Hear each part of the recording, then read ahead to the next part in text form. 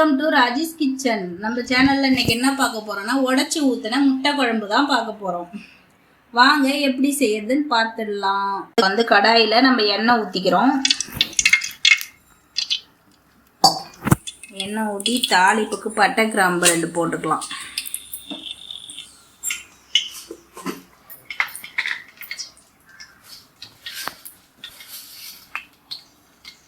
கடுகு 1 ஸ்பூன் போட்டுக்கிறோம்.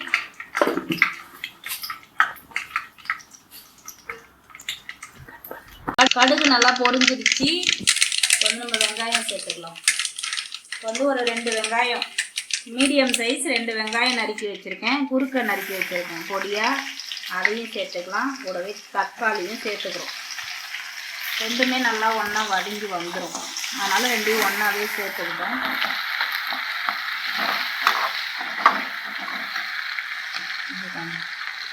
இதில் வந்து பார்த்தீங்கன்னாக்கா இஞ்சி பூண்டு, ஒரு கைப்பிடி அளவுக்கு இஞ்சி, ஒரு கைப்பிடி இந்த அளவுக்கு ஒரு பூண்டு, ஒரு 10 சின்ன வெங்காயம் சேர்த்து அரைச்சிருக்கோம். இதில் பெருஞ்சீரகம் போட்டு இதிலே அரைச்சாச்சு. இதை வந்து நம்ம சேர்த்துக்கிறோம்.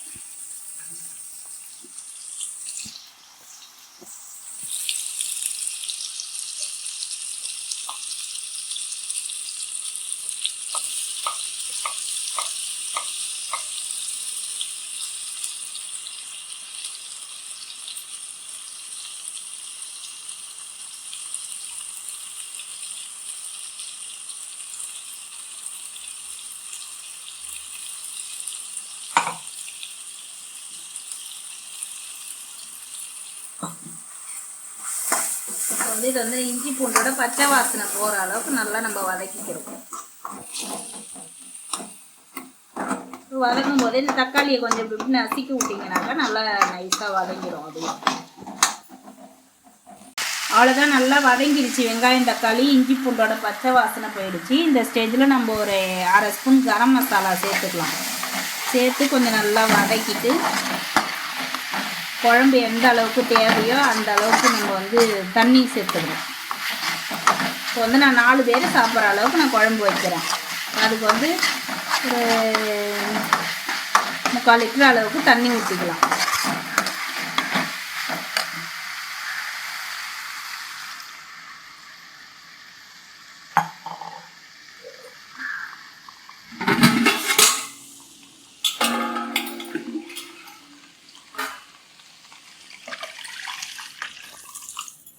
இது 3/4 லிட்டர் அளவுக்கு தண்ணி ஊற்றியாச்சு. 1/2 லிட்டர் 3/4 லிட்டர் இந்த அளவுக்கு தண்ணி ஊற்றிக்கிறோம். இப்போ வந்து குழம்புக்கு தேவையான நம்ம காரம் சேர்த்துக்கலாம்.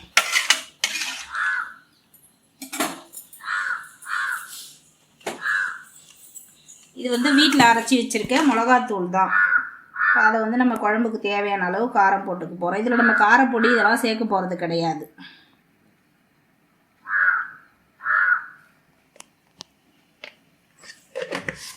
குழம்புக்கு தேவையான அளவு காரம் போட்டாச்சு. மிளகாத்தூள் மட்டும்தான் போடணும். இதில் காரப்பொடியெலாம் போட்டு செஞ்சிங்கனாக்கா அந்த அளவுக்கு டேஸ்ட் வராது. நல்லா மசாலா மட்டும் ஒன்று கரம் மசாலா போட்டுக்கலாம். வேறு எதுவும் தேவை கிடையாது.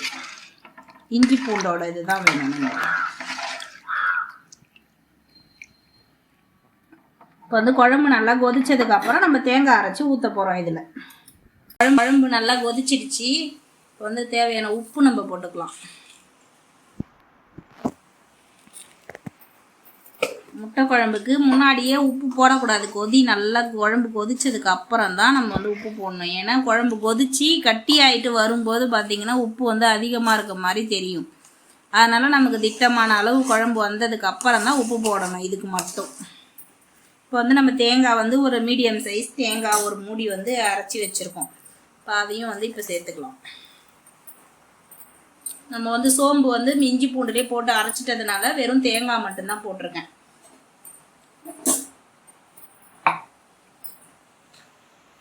பொட்டுக்கடலெல்லாம் போடக்கூடாது. இதில் பொட்டுக்கடலையும் தேங்காய் அரைச்சி நல்லா ஊற்றியாச்சு. குழம்பு வந்து ரொம்ப கட்டியாக ஆகக்கூடாது. ஏன்னா முட்டையை உடச்சி ஊற்றி நம்ம செய்ய போகிறோம். உடச்சி ஊற்றும் போது பார்த்திங்கன்னா முட்டையை வந்து வேகிறப்ப முட்டை குழம்பெல்லாம் வந்து இழுத்துக்கும். அதனால் இந்த அளவுக்கு குழம்பு இருந்தால் நம்ம இப்படி இந்த அளவுக்கு தண்ணியாக இருக்கும் போதே நம்ம வந்து முட்டையை உடச்சி ஊற்றிக்கணும். இப்போ தேங்காய் அரைச்சி ஊற்றி ஒரு 5 நிமிஷம் குழம்பு நல்லா கொதிக்கட்டும். அதுக்கப்புறம் நம்ம முட்டையை உடச்சி ஊற்றிக்கலாம். வந்து முட்டை குழம்பு நல்லா வந்து கொதிச்சிடுச்சு. இப்போ வந்து நம்ம முட்டையை எப்படி உடச்சி ஊற்றிக்கலாம். இந்த மாதிரி வந்து முட்டையை உடச்சிக்கணும். அடுப்பை வந்து ரொம்ப லோவில் வச்சுக்கணும். இப்போ வந்து ஒரு ஓரமாக இப்படி ஊற்றணும். ஒரு முட்டை இப்படி ஒரு ஓரமாக ஊற்றிட்டோம். இப்போ அடுத்த முட்டையை பார்த்தீங்கன்னா இந்த மாதிரி தான் நம்ம உடச்சி கொஞ்சம் கொஞ்சமாக ஓடை எடுத்துகிட்டு தான் ஊற்றணும். அது ஒரு முட்டை ஊற்றின இடத்துலையே ஊற்றக்கூடாது. ஒரு முட்டைக்கு கொஞ்சம் கொஞ்சம் கேப் விட்டு ஊற்றணும். நம்ம வந்து அப்படியே இப்படி கரண்டியால் உடச்சி அப்படியே ரெண்டாக இப்படி ஊற்றணுன்னாக்கா முட்டை வந்து அப்படியே கரைஞ்சிரும். அதனால் நம்ம இப்படி தான் ஊற்றணும். ஒன்று கொஞ்சம் டைம் எடுத்து தான் வந்து எல்லாத்தையுமே நம்ம ஹோல்ஸ் போட்டு ஊற்றணும். அப்போ தான் வந்து முட்டை கலங்காமல் இருக்கும். முழுசாக நமக்கு முட்டை அப்போ தான் கிடைக்கும். இப்போ நான் பாருங்கள் அப்படியே சுற்றி ஊற்றிக்கிட்டு வரேன். நடுவில் ஊற்றக்கூடாது, லாஸ்ட்டாக தான் நடுவில் ஊற்றணும்.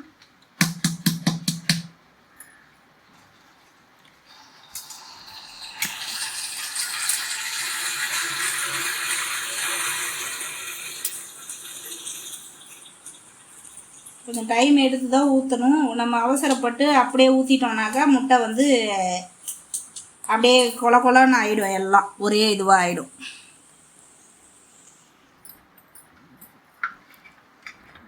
இப்போ வந்து முட்டை உடச்சி ஊற்றி ஒரு 10 நிமிஷம் ஆயிடுச்சு. இப்போ நம்ம வந்து ஒரு முட்டையை நம்ம அப்படியே மேலே வந்து எம்பி வந்திருக்கு பாருங்கள் எல்லாமே. இப்போ ஒன்று ஒன்றா நம்ம வந்து திருப்பி போட்டுக்கிறோம். அப்போ தான் வந்து மஞ்சள் முட்டை வேகும்.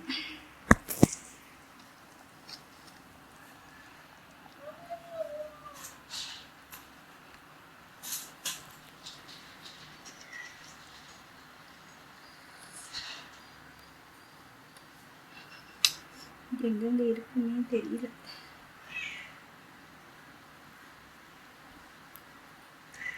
இப்போ வந்து காட்டு. இப்போ வந்து நம்ம எல்லாத்தையுமே திருப்புறோம். வந்து இந்த ஸ்டேஜில் வந்து நம்ம உடைச்சிடாமல் பதமாக பார்த்து திருப்பணும்.